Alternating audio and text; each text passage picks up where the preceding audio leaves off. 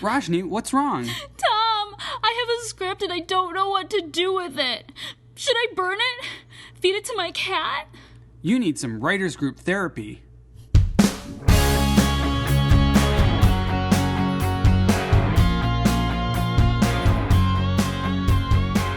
Hello and welcome to Writers Group Therapy. I'm Tom. And I'm Roshni. We're writers helping writers. Ready for your session?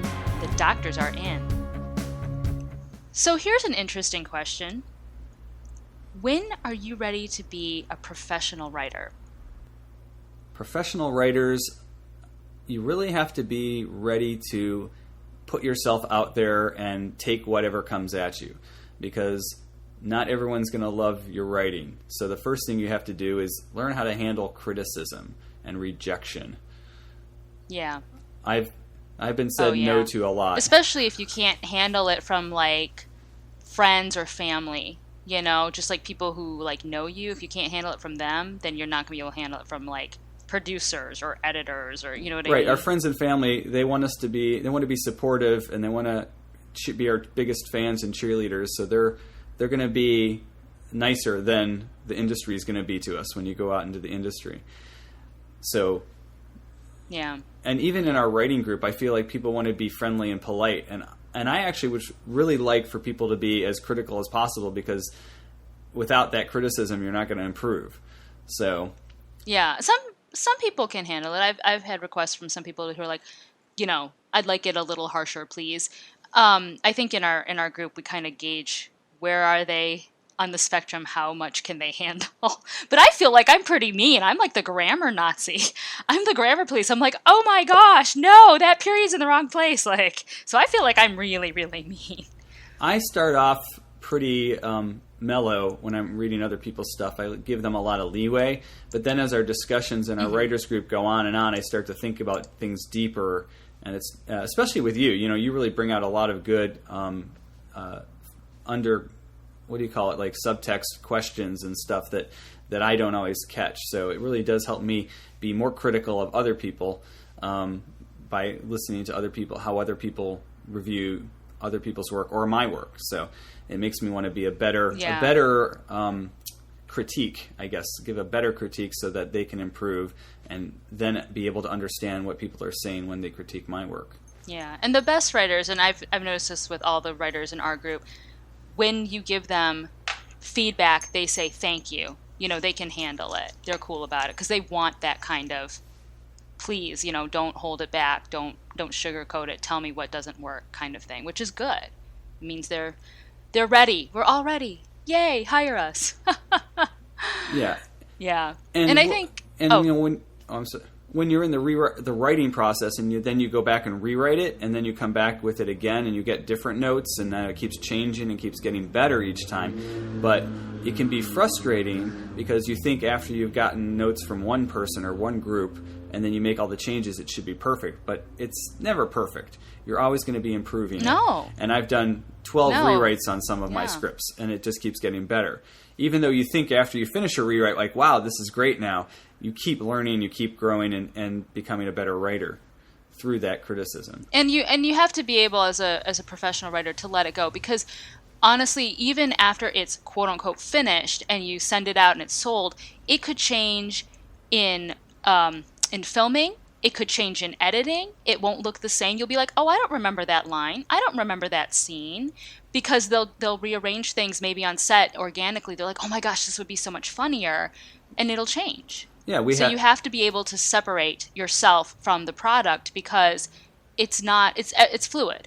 Everything's fluid. Yeah, we had that happen with both Synesthesia and Reclamation when we did it. And I think we did on Spouse Switch as well. Where in the moment things changed on set and it became different from what you envisioned, but you kind of trust your director and your actors to make it work, and it really did. And while I might not have agreed with it at the time, you know, we can't look at Synesthesia's 25 plus official selections and really complain with it, because it worked. So yeah, and in fact, Spouse Switch is a really good example, because so that was a comedy parody that I had written. And a lot of that ended up being improv on set. I think that's like 50% improv was the final product. And it worked. Yep. And you got to be fluid and go with that. And that's where you put on different hats too, because as a professional writer, you're responsible for the script, but then in the production process, if in our case, we were involved as producers and actors in some ways. You have to be able to switch hats and say, okay, I can't just go back and say that's not in the script. It's like, what's going to work, and work with my partners in this project to make it as good as possible.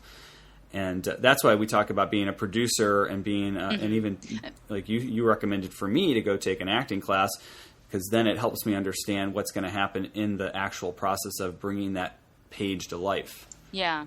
And I think also, kind of going back to the criticism thing, you can also handle rejection, because you are going to be knocking on a lot of doors. People are going to say no more often than they say yes. And when they turn you down, you're not always going to get feedback about why your work was rejected. So you just have to keep believing in what you're doing and move forward. You get no from one, instead of crying about it, you're just like, okay, that was a no for now. I'm going somewhere else. Yeah, I submitted a lot of scripts through various websites and people, and basically have gotten emails with one sentence that says, sorry, this isn't what we're looking for right now. And it doesn't explain why they didn't like it. It just says it's not what they wanted. And you kind of have to take that and say, okay, I'm just going to keep submitting it to other people. Yeah. Now, if you do get feedback, that's great. And we're talking about criticism. If someone's willing to take the time to give you notes and criticism, that's actually a good thing, because they think that it's worth their time to give you that feedback so that you can go back and improve it. Yeah. But if they say no, you got to live with that and move on.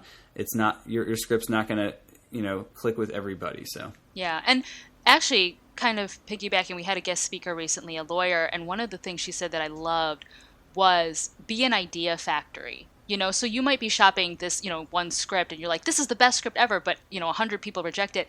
It's okay. You should have 5 somethings in your pocket. So if they don't like script A, you've got B, C, D, E, on down the line, because maybe that one idea doesn't work.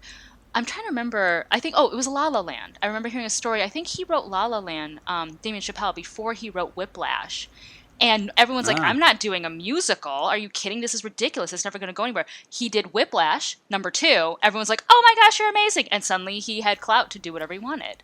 Yeah, I've got scripts that I've written years ago that, my TV pilot that was in the PlayStation contest recently, I hadn't looked at that in 6 years, and it was selected as a finalist in the contest. So you never know. So you have to have a backlog of ideas. They're all good ideas. Their time may just not come until later when it's more appropriate. You might, if you're writing things that are quote unquote ahead of your time, it may eventually come around and be the right thing at the right time. Yeah, everything comes and goes. It's like certain things are in vogue at certain times.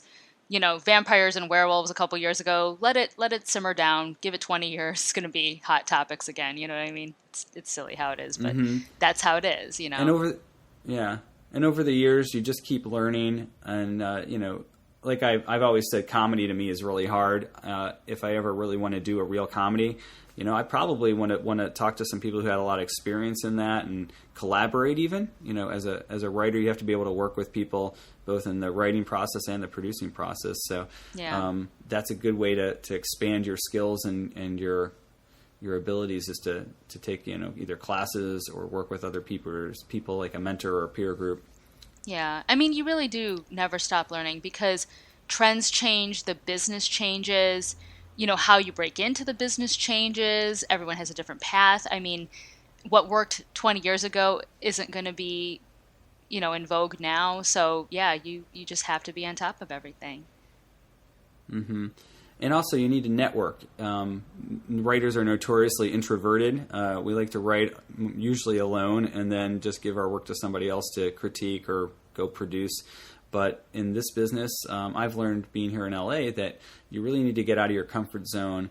And unless you have an agent or a manager who's going to go out and pitch you to other people and pitch your work to others, represent you, you need to be your own rep, and you have to be able to go out and talk to people and get them excited about your work. Yeah, and even then, when you're a new writer. If you have an agent or a manager, you still have to pitch yourself, because a lot of times now, it's all on you. You are your own product, and you are your own agent. They can only get you so far. in that respect. Mm-hmm. So what do you think? When did you learn you were ready to be a pro writer? Or are you still looking for those signs? What are some signs in your life that you know you're ready to hit the big leagues? Tweet your thoughts to us at WG Therapy and check us out online at writersgrouptherapy.com. We'll also have show notes up there for today's episode. And if you like what you hear, subscribe and share it with your friends. See you next week.